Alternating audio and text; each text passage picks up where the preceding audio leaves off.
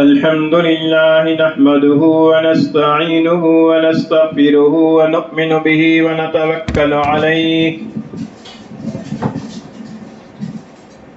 ونعوذ بالله من شرور أنفسنا ومن سيئات أعمالنا من يهده الله فلا مضل له ومن يضلله فلا هادي له ونشهد أن لا إله إلا الله وحده لا شريك له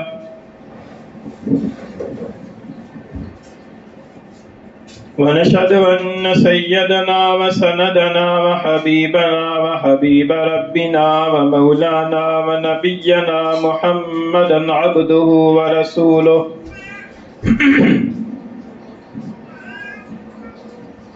وصلى الله تعالى عليه وعلى آله وأصحابه وبارك وسلم تسليما كثيرا كثيرا.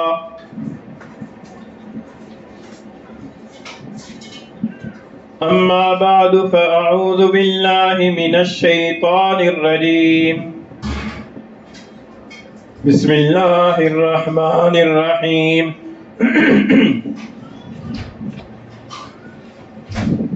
أتأمرون الناس بالبر وتنسون أنفسكم وأنتم تتلون الكتاب أفلا تعقلون. وعن عمرو بن عوف المزني رضي الله تعالى عنه قال قال رسول الله صلى الله عليه وسلم اتقوا زلة العالم ولا تقطعوه وانتظروا فيئته أو كما قال رسول الله صلى الله عليه وسلم صدق الله مولانا العظيم وصدق رسوله النبي الكريم ونحن على ذلك لمن الشاهدين والشاكرين والصلاة والسلام على سيد الأنبياء والمرسلين والحمد لله رب العالمين. گرامی قدر سامعین، اللہ تعالیٰ نے قرآن مجید کے اندر اہل کتاب کی بعض خامیوں کا تذکرہ فرمایا ہے، اور اس کے اندر اہل کتاب کی عوام کے اندر جو خامیاں تھیں ان کا بھی اللہ تعالیٰ نے ذکر فرمایا، اور اہل کتاب کے علماء کے اندر جو خامیاں تھیں اللہ تعالیٰ نے ان کا بھی تذکرہ فرمایا ہے. اور ان تذکرے کو اللہ تعالیٰ نے عمومی الفاظ کے ساتھ بیان فرمایا ہے، چونکہ قرآن مجید رہتی دنیا تک ساری انسانیت کی بھلائی اور رہنمائی کے لیے نازل کردہ کتاب ہے. اس لیے اس کے اندر جن لوگوں کی خامیوں کا ذکر کیا گیا ہے ان کو عام الفاظ کے اندر بیان فرمایا گیا ہے، اور اس سے مقصود یہ ہے کہ دنیا کے اندر جس طبقے کے اندر اور جس قوم کے اندر اور جس شعبے کے اندر جس طرح کی خامی کے اندر لوگ مبتلا ہیں، ان آیات کریمہ سے رہنمائی حاصل کر کے اپنی خامیوں کی اصلاح کریں. چنانچہ ایک خامی جو اہل کتاب کے علماء کے اندر پائی جاتی تھی، اس آیت کریمہ میں جو پہلے پارے سے سورہ بقرہ کی آیت کریمہ تلاوت کی ہے، اللہ تعالیٰ نے اس ایک خامی کا تذکرہ فرمایا ہے. اللہ تعالیٰ نے ارشاد فرمایا کہ اتامرون الناس بالبر، کیا تم لوگوں کو نیکی کا حکم دیتے ہو، وتنسون انفسکم، اور اپنے آپ کو بھول جاتے ہو، وانتم تتلون الکتاب، حالانکہ تم کتاب پڑھتے ہو، افلا تعقلون، کیا تمہیں عقل اور فہم نہیں ہے. اس کے اندر اللہ تعالیٰ نے اہل کتاب کے علماء کی ایک خامی کا تذکرہ فرمایا ہے. اور وہ خامی یہ ہے کہ وہ لوگ دوسرے لوگوں کو خیر کی بات کی، اچھی بات کی تلقین کرتے تھے لیکن خود اس کے اوپر عمل نہیں کرتے تھے۔ چنانچہ کئی اہل کتاب کے علماء تھے جو تورات کے اندر حضور نبی کریم صلی اللہ علیہ وسلم کی صفات بیان کی گئی ہیں،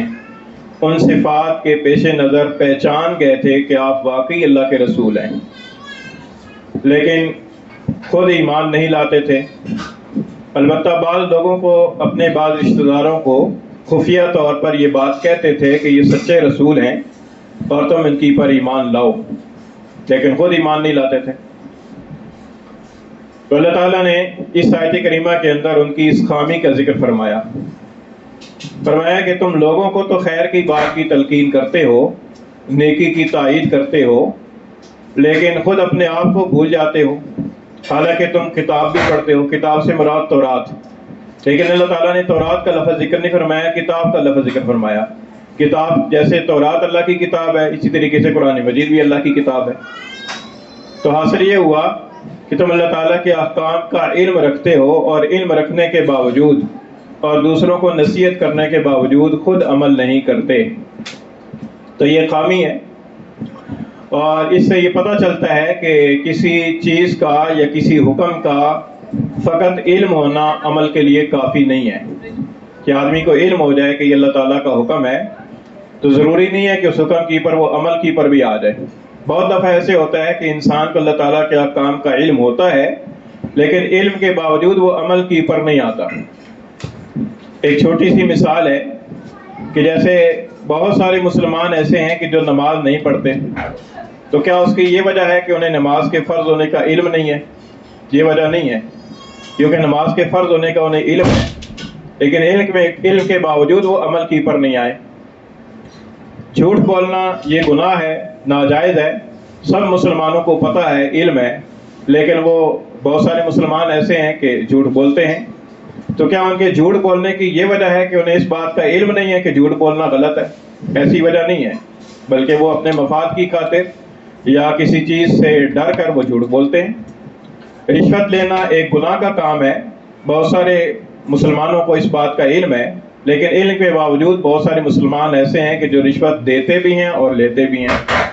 حالانکہ انہیں علم ہے کہ رشوت کا لین دین گناہ ہے۔ تو عرض کرنے کا مقصد یہ ہے کہ فقط کسی حکم کا علم ہو جانا یہ اس کے عمل کی لازم نہیں ہے کہ آدمی اس کی پر عمل بھی کرے۔ تو ایسے ہی بعض اوقات ایسے ہوتا ہے کہ کسی چیز کا علم ہوتا ہے لیکن علم کے باوجود اس کے مطابق عمل نہیں ہوتا۔ تو یہ جان لینا چاہیے کہ ایک ہے خوبی کسی حکم الہی کا علم ہونا، یہ بھی ایک خوبی ہے، اور دوسری خوبی یہ ہے کہ اس حکم الہی کی پر عمل کیا جائے۔ تو بعض اوقات تو اللہ تعالیٰ کی توفیق سے کسی کو یہ دونوں چیزیں نصیب ہو جاتی ہیں، علم بھی نصیب ہو جاتا ہے، عمل بھی نصیب ہو جاتا ہے، علم بھی حاصل ہو جاتا ہے، عمل کی توفیق بھی مل جاتی ہے۔ اور بعض اوقات کسی انسان کو عمل کی توفیق حاصل نہیں ہوتی لیکن علم کی خوبی اس کے اندر موجود ہوتی ہے۔ تو اس لیے چاہیے یہ کہ دونوں طرح کی خوبیاں اپنے اندر پیدا کی جائیں۔ اب اس آیت کریمہ کی جو پہلے پارے کے سے میں نے آپ کے سامنے تلاوت کی ہے، اس آیت کریمہ کی تفسیر میں علماء کرام نے فرمایا ہے کہ اس آیت کریمہ میں تنبیہ فرمائی گئی ہے اس بات پر کہ واعظ و نصیحت کرنے کے بعد خود اس واعظ و نصیحت کی پر عمل کیوں نہیں کرتے۔ اس بات پر تنبیہ نہیں ہے کہ عمل نہیں کرتے تو واعظ و نصیحت بھی نہ کرو، یہ دونوں الگ الگ باتیں ہیں۔ ایک بات یہ ہے کہ ایک آدمی واعظ و نصیحت کرتا ہے اور عمل نہیں کرتا، اسے اس بات پر تنبیہ کی جا رہی ہے کہ تم واعظ و نصیحت تو کرو، یہ تو اچھی بات ہے، لیکن واعظ و نصیحت کے ساتھ ساتھ خود بھی اس کی پر عمل کرو۔ اس بات پر تنبیہ نہیں کی جا رہی کہ اگر خود عمل نہیں کرتے تو واعظ و نصیحت بھی نہ کرو، کیونکہ واعظ و نصیحت کرنا ایک خوبی ہے اور اس واعظ و نصیحت پر عمل کرنا یہ دوسری خوبی ہے۔ تو تنبیہ اس بات پر ہو رہی ہے کہ یہ دونوں خوبیاں اپنے اندر کیوں نہیں پیدا کر رہے، ایک خوبی کی پر اکتفا کیوں کیا ہوا ہے۔ اس بات پر تنبیہ نہیں ہے کہ ایک خوبی اگر تم نہیں کر رہے تو دوسری خوبی کو بھی چھوڑ دو۔ یہ تو ایسے ہی ہو گیا کہ جیسے کوئی آدمی نماز نہیں پڑھتا تو اسے کہا جائے کہ جب تم نماز نہیں پڑھتے تو رمضان کے روزے کیوں رکھتے، وہ بھی چھوڑ دو۔ رمضان کے روزے رکھنا اپنی جگہ ایک فرض ہے، نماز پڑھنا اپنی جگہ ایک فرض ہے، اسے یہ کہا جائے گا کہ جب تم رمضان کے روزے فرض سمجھ کر رکھتے ہو تو پھر نماز بھی فرض سمجھ کر پڑھو۔ یہ نہیں کہا جائے گا کہ تم رمضان کے روزے چونکہ فرض ہیں اور نماز بھی فرض ہے اور تم نماز فرض کو نہیں پڑھتے تو لہذا رمضان کے روزے بھی چھوڑ دو، یہ تو غلط مطلب ہو جائے گا۔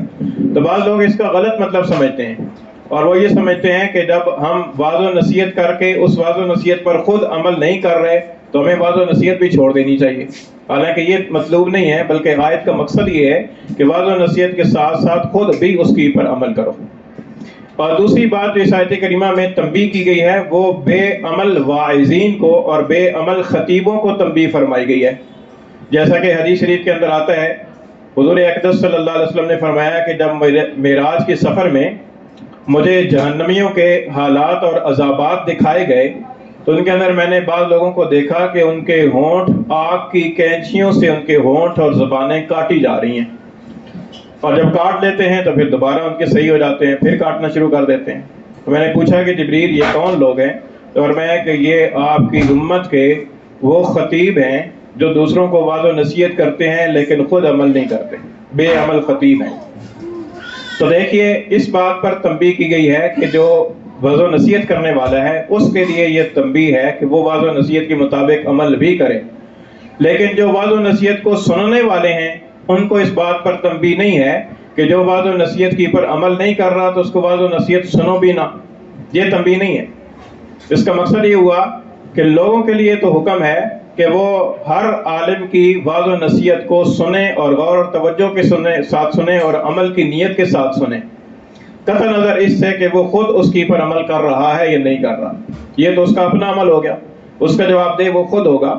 لیکن سننے والوں کے لیے حکم یہ ہے کہ انہیں چاہیے کہ جو بھی عالم اچھی بات کہہ رہا ہے، وعظ و نصیحت کر رہا ہے، قرآن و حدیث کی روشنی کے اندر کوئی بات بتا رہا ہے تو سننے والوں کو چاہیے کہ اس کو توجہ کے ساتھ اور عمل کی نیت کے ساتھ سنیں، وہ خود عمل کر رہا ہے یا نہیں کر رہا اس سے قطع نظر ہو کر اس کو توجہ کے ساتھ سنیں اور اس کی پر عمل کریں۔ اس کا یہ ایک تیسرا پہلو بھی ہے آیت کریمہ کا۔ بعض لوگ جو غلط سوچ کے مالک ہوتے ہیں یا اپنی نفسانیت کے لیے اپنے نفسانی مفاد کو سامنے رکھتے ہوئے آیات کریمہ کا مطلب لیتے ہیں تو وہ بعض اوقات اس کا یہ مطلب لیتے ہیں جی کہ وہ فلاں عالم تو عمل نہیں کرتا تو اس کے بعد وہ نصیحت سننے کا کیا فائدہ جی، ایسے عالم کی بات سننے کا کیا فائدہ، ایسے عالم کی تقریر سننے کا کیا فائدہ جو خود ہی عمل نہیں کر رہا۔ تو انہیں چاہیے کہ وہ عمل کی نیت سے اگر وہ بات صحیح کر رہا ہے تو اس کے عمل کی نیت سے اس کی بات کو سنیں اور اس کے اوپر عمل کریں، وہ عمل کرتا ہے یا نہیں کرتا یہ اس کی اپنی ذمہ داری ہے اور اس کا جواب دہ وہ خود ہے۔ تو یہ غلط فہمیاں ہمارے معاشرے کے اندر یا ہمارے ذہنوں میں پائی جاتی ہیں جس کا نتیجہ یہ نکلتا ہے کہ بعض اوقات انسان کسی اچھے عالم کی اچھی وعظ و نصیحت سے محروم ہو جاتا ہے صرف اس وجہ سے کہ وہ خود عمل نہیں کر رہا۔ تو اپنے آپ کو محروم نہیں کرنا چاہیے، اپنے آپ کو جو ہے نا وہ فائدہ اٹھانا چاہیے، کہیں سے بھی خیر کی بات، حکمت کی بات کہیں سے بھی مل جائے اس کو حاصل کرنا چاہیے اور اس کے اوپر عمل کرنا چاہیے۔ اور دوسری طرف یہ بھی ہے کہ اگر کوئی عالم ایسا ہے کہ جس کے پاس علم دین ہے، قرآن اور حدیث کا علم ہے، لیکن وہ قرآن و حدیث کے علم کے مطابق عمل نہیں کر رہا تو اس کے ساتھ بدگمان بھی نہیں ہونا چاہیے اور اس کی توہین بھی نہیں کرنی چاہیے، کیونکہ آخر علم کا ایک مرتبہ ہے، علم کا ایک درجہ ہے۔ چنانچہ جو حدیث میں نے آپ کے سامنے پڑھی ہے وہ حدیث امام دہلوی رحمۃ اللہ علیہ نے اپنی مسند کے اندر جس کا نام مسند الفردوس ہے اس میں امام دہلوی رحمۃ اللہ علیہ نے اس حدیث کو نقل فرمایا ہے۔ اس حدیث کی سند کے بارے میں علماء فرماتے ہیں کہ اگرچہ اس حدیث کی سند ضعیف ہے لیکن سند ضعیف ہونے کے باوجود جو اس کا مفہوم ہے وہ مفہوم جو ہے نا دوسری آیات اور احادیث کے مطابق بالکل صحیح اور درست ہے۔ تو بعض اوقات کسی سند کے اندر کوئی راوی ضعیف آ جاتا ہے، کسی راوی کا حافظہ کمزور ہوتا ہے یا کسی راوی کے اندر فسق ہوتا ہے جس کی وجہ سے محدثین اس حدیث کے اوپر حکم لگاتے ہیں کہ یہ حدیث سند کے اعتبار سے ضعیف ہے۔ اس کا مطلب یہ ہوتا ہے کہ اس حدیث کے جو مفہوم ہے یہ جو متن ہے اس کا نبی کریم صلی اللہ علیہ وسلم کی طرف منسوب ہونا یہ درجہ ضعف میں ہے، درجہ کمزوری میں ہے، لیکن وہ جو اس کا مفہوم ہے بعض اوقات ایسے ہوتا ہے کہ وہ مفہوم بالکل صحیح ہوتا ہے، عقل کے مطابق بھی صحیح ہوتا ہے، قرآن و حدیث کی دوسری آیات اور احادیث کے مطابق بھی صحیح ہوتا ہے، تو لہذا اس مفہوم سے فائدہ اٹھانا علماء فرماتے ہیں کہ درست ہے۔ چنانچہ اس حدیث کے بارے میں فرمایا کہ اگرچہ سند کے اعتبار سے یہ ضعیف ہے لیکن اس کے اندر جو مضمون بیان کیا گیا ہے وہ مضمون دوسری آیات کریمہ اور احادیث کی روشنی کے اندر بالکل درست معلوم ہوتا ہے. تو لہذا اس کی سند سے قطع نظر کرتے ہوئے اس کا جو مضمون ہے اس مضمون سے ہمیں فائدہ اٹھانا چاہیے. وہ مضمون کیا ہے؟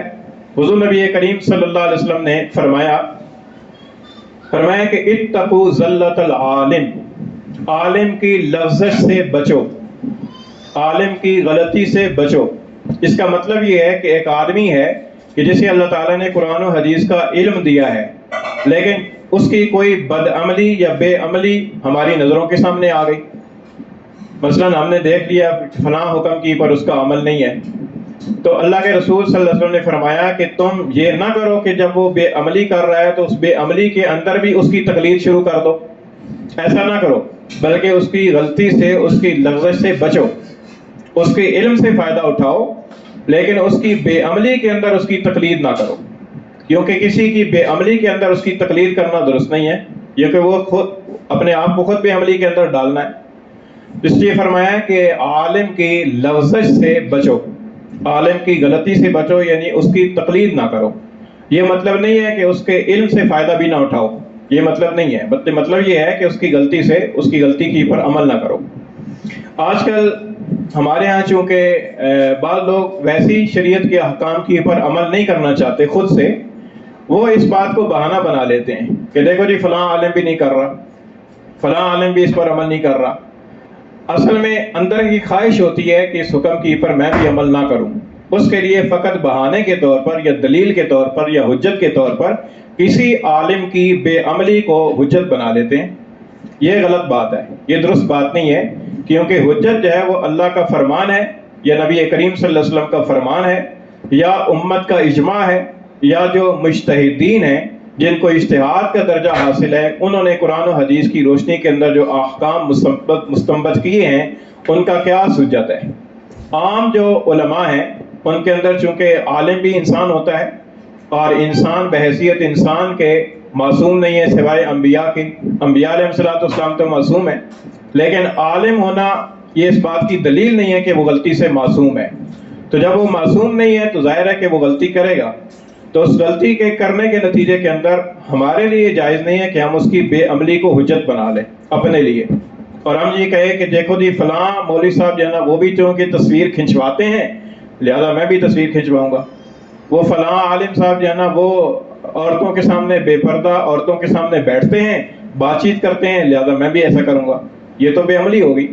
بے عملی کے اندر ان کی تقلید نہیں کرنی، البتہ یہ ہے کہ ان کے علم سے فائدہ اٹھانا ہے. تو نبی کریم صلی اللہ علیہ وسلم نے فرمایا کہ اتقوا زلۃ العالم، عالم کی لغزش سے بچو، یعنی اس کی غلطی پر عمل نہ کرو. اس کی ایک مثال بعض حضرات نے دی ہے، فرمایا کہ اس کی مثال ایسے ہے کہ جیسے کوئی قرآن مجید کا نسخہ ایسا ہے کہ جو اس کے اندر کچھ چیزیں غلط چھپ گئی ہیں، مثلا الفاظ غلط چھپ گئے یا زبر زیر کی غلطیاں آ گئیں، اب کہیں کہیں کچھ غلطیاں ہیں، تو فرماتے ہیں کہ اس قرآن مجید سے تلاوت تو نہیں کی جائے گی اس لیے کہ پتہ نہیں ہے کہ کون سا لفظ غلط ہے کون سا لفظ صحیح ہے، لیکن اس قرآن مجید کی توہین بھی نہیں کی جائے گی اس لیے کہ قرآن مجید کا نسخہ ہے، اس کا ادب کیا جائے گا. اسی طریقے سے اگر کوئی عالم ایسا ہے کہ جس سے کوئی بے عملی یا بد عملی سامنے آ گئی ہے تو اس عالم کی اس بد عملی کے اندر تقلید بھی نہیں کی جائے گی اور اس کی توہین بھی نہیں کی جائے گی، کیونکہ علم کا درجہ اللہ تعالیٰ نے اسے عطا فرمایا ہے. اور اللہ تعالیٰ کا ارشاد ہے کہ جن کو علم دیا گیا ہے ان کو ایک درجہ کی پر فضیلت عطا کی گئی ہے. اور اللہ تعالیٰ کا ارشاد ہے کہ هل يستوي الذين يعلمون والذين يعلمون، تو کیا جاننے والے اور نہ جاننے والے برابر ہو سکتے ہیں؟ ظاہر ہے کہ ایک آدمی کو ایک کام کا ایک حکم کا علم ہے اور ایک آدمی کو علم نہیں ہے، تو دونوں برابر کیسے ہو سکتے ہیں؟ ایک آدمی ہے کہ جس کو حلال اور حرام کا علم ہے، جائز اور ناجائز کا علم ہے، پاک اور ناپاک کا علم ہے، اور ایک وہ آدمی ہے کہ جس کو ان چیزوں کا علم نہیں ہے، تو دونوں یکساں کیسے ہو سکتے ہیں؟ تو اس لیے پہلی بات تو یہ فرمائی. دوسری بات یہ ارشاد فرمائی وَلَا تَقْطَعُوهُ، کہ کسی عالم کی بے عملی کی وجہ سے اس سے قطع تعلقی نہ کرو. یعنی ایسا نہ کرو کہ کسی عالم کی بے عملی سامنے آ گئی ہے تو اس بے عملی کی وجہ سے اس عالم سے، اس کی عالم کی مجلس کے اندر جانا یا اس عالم کے وعظ و نصیحت سے فائدہ اٹھانا یا اس کی کتابوں سے فائدہ اٹھانا یا اس کے بیان کردہ مسائل سے فائدہ اٹھانا چھوڑ دو اور بالکل ہی قطع تعلقی ہو جاؤ اور یہ سوچو کہ بس اس عالم کے تو عمل ایسا ہے لہذا اس سے واضح و نصیحت سننے کا کیا فائدہ، اس کے مسائل سننے کا کیا فائدہ جب وہ مسائل پر خود ہی عمل نہیں کرتا۔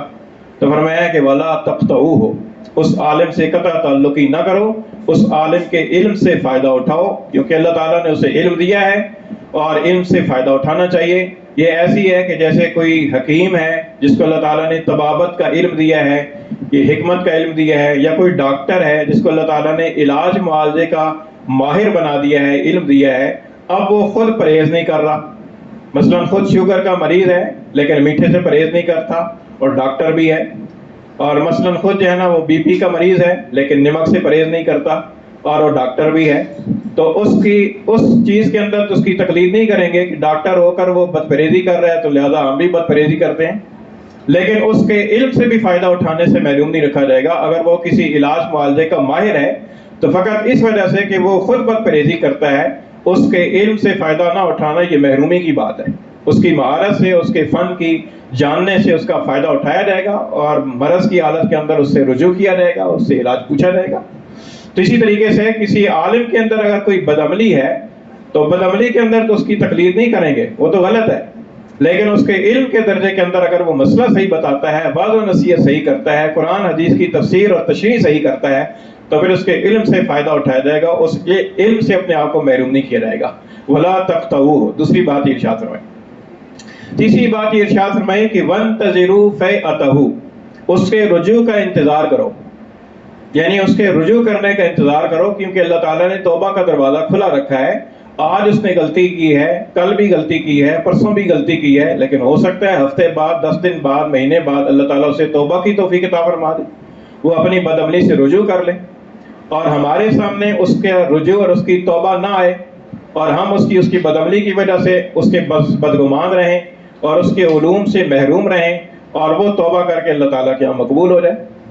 بعض اوقات ایسے ہوتا ہے کہ کسی عالم کی بدعملی تو ہمارے سامنے آ جاتی ہے، اس کا چرچا تو ہو جاتا ہے، اس کی شہرت ہو جاتی ہے، لیکن اس عالم نے بعد میں توبہ کر لی، اس کا کسی کو پتہ نہیں چلتا۔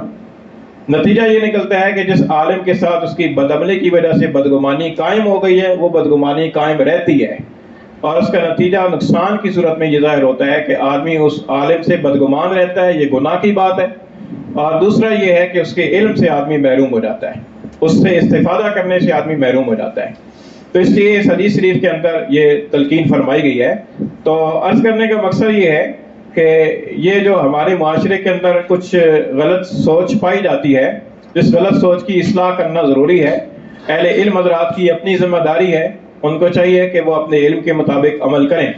کیونکہ وہ صرف علم سے جان ان کی نہیں چھوٹے گی کہ ہمارے پاس علم ہے تو بس ہماری جان چھوٹ جائے گی، ایسا نہیں ہے، بلکہ علم کے مطابق عمل کا کرنا ضروری ہے، کیونکہ علم ایک درجہ علم کا ہے دانستن، کسی چیز کا جاننا، جس کو انفارمیشن کہا جاتا ہے کہ ہمیں اس چیز کا پتہ ہے، اور ایک علم کا درجہ یہ ہے کہ اس کے اوپر عمل بھی ہو۔ عمل والے تو اہل علم ہیں، اللہ تعالیٰ نے ان کی صفت بیان فرمائی ہے، انما یخشی اللہ من عبادہ العلماء، اللہ تعالیٰ سے وہ بندے ڈرتے ہیں، خشیت رکھتے ہیں، اللہ تعالیٰ کی عظمت ان لوگوں کے دلوں کے اندر ہے کہ جو اس کے عالم بندے ہیں، جن کے پاس علم ہے۔ تو دیکھیے علم کے مطابق عمل کرنا یہ اگلا درجہ ہے، اور علم کا درجہ دانستن کے اندر علم ہونا یہ ایک درجہ ہے۔ تو اگر کسی عالم کے پاس دانستن کا درجہ ہے، یعنی وہ جانتا ہے کہ قرآن مجید کی اس آیت کریمہ کا ترجمہ یہ ہے، اس کی تفسیر یہ ہے، اس کے اندر مفسرین کے اتنے اقوال ہیں، اور اس لفظ کا مفہوم یہ ہے، اور یہ لفظ قرآن مجید کے اندر فلاں فلاں جگہ آیا ہوا ہے، اور اس حدیث کا جو حضور صلی اللہ علیہ وسلم سے مروی ہے، اس حدیث کا درجہ سند کے اعتبار سے یہ ہے، اور اس حدیث کی تشریح یہ ہے، اور اس حدیث سے فلاں فلاں احکام نکلتے ہیں، یہ درجہ ہے دانستن کا، علم کا درجہ دانستن، کہ آدمی کو علم ہے، جانتا ہے، اور ایک اس سے اگلا درجہ ہے کہ آدمی کا اس علم کے مطابق عمل بھی ہو۔ تو عمل کا ہونا بھی ضروری ہے، صرف علم نجات کے لیے کافی نہیں ہے، کیونکہ اگر پھر صرف علم ہی نجات کے لیے کافی ہوتا تو بہت سارے مستشرقین ایسے ہیں کہ جن کو عربی کا، قرآن کا، حدیث کا، فقہ کا بہت علم ہے، لیکن فقط علم ہونا نجات کے لیے کافی نہیں ہے جب تک کہ اس کی پر عمل نہ ہو، جیسا کہ حدیث شریف آپ کے سامنے بیان کی ہے کہ حضور نبی کریم صلی اللہ علیہ وسلم نے عذاب ہوتے ہوئے جن لوگوں کو دیکھا ہے ان کی حالت کا ذکر کیا۔ اور دوسرا نمبر پر یہ ہے کہ جس آدمی کے پاس جو ہے نا وہ خود سے علم نہیں ہے، اسے چاہیے کہ کسی علم والے سے اپنے مسائل کو پوچھے، اور وہ اگر علم کے اعتبار سے اس کا علم صحیح ہے اور وہ مسئلہ بتانے کے اعتبار سے صحیح مسئلہ بتاتا ہے، تو پھر اس کے بدعملی کی وجہ سے اس کے علم سے اپنے آپ کو محروم نہ کرے۔ بعض لوگ تو ایسے ہیں نا کہ جو غلط مسئلہ بتاتے ہیں، جن کو علماء سوء کہا جاتا ہے، ان سے تو مسئلہ نہیں پوچھنا چاہیے، کیونکہ ان کا تو کوئی دین ایمان نہیں ہے، کوئی پتہ نہیں ہے کہ مسئلہ کون سا کس طرح کا مسئلہ بتا دیں۔ لیکن جس کے عالم ہونے کی پر اور اس کے امانت دار ہونے پر آدمی کو اطمینان ہو کہ یہ آدمی مسئلے کا علم بھی رکھتا ہے اور مسئلہ بتانے کے اندر مسئلہ بھی صحیح بتائے گا، غلطی نہیں کرے گا، جان بوجھ کر مسئلہ غلط نہیں بتائے گا، اگر ان دو باتوں کا اطمینان ہے تو اس عالم سے مسئلے پوچھنے چاہیے اور اس کے بتائے ہوئے کے مطابق عمل بھی کرنا چاہیے، اس سے قطع نظر کہ خود اس کا عمل کیا ہے۔ لیکن خود جو اہل علم حضرات ہیں ان کے لیے یہ ضروری ہے کہ وہ عمل بھی کریں، کیونکہ اللہ تعالیٰ کا ارشاد ہے کہ تأمرون الناس بالبر وتنسون انفسکم وانتم تتلون الکتاب افلا تعقلون، کیا تم لوگوں کو نیکی کا حکم دیتے ہو اور خود اپنے آپ کو بھول جاتے ہو حالانکہ تم کتاب پڑھتے ہو؟ کیا تمہیں سمجھ نہیں ہے؟ تو مطلب یہ ہے کہ سمجھ سے کام لینا چاہیے۔ اللہ تعالیٰ نے عقل دی ہے، عقل سے کام لینا چاہیے، اور عقل کا تقاضا یہ ہے کہ آدمی جس چیز کو صحیح سمجھ کر دوسروں کو نصیحت کر رہا ہے اس کی پر خود پہلے سے عمل کرے، کیونکہ خود اپنی ذات کو آگ سے، جہنم کی آگ سے بچانا یہ دوسروں کو بچانے کے مقابلے میں زیادہ ضروری ہے، اور خود اپنے آپ کو جنت کے راستے پر ڈالنا دوسروں کو جنت کے راستے پر ڈالنے سے زیادہ ضروری ہے کہ آدمی خود اپنی فکر کرے۔ جیسا کہ دوسری جگہ اللہ تعالیٰ کا ارشاد ہے کہ علیکم انفسکم، تمہارے اوپر اپنی فکر کرنا، اپنی اصلاح کی فکر کرنا یہ ضروری ہے۔ تو یہ دو طرح کے جو طبقے ہیں، ایک طبقہ علماء اور دوسرا طبقہ عوام، دونوں کو اپنی اپنی ذمہ داری کو سمجھنا چاہیے اور اپنی اپنی ذمہ داری اور اپنے اپنے دائرہ کے اندر رہتے ہوئے انسان کو عمل کرنا چاہیے۔ اللہ تعالیٰ عمل کی توفیق عطا فرمائے۔ ہم علینا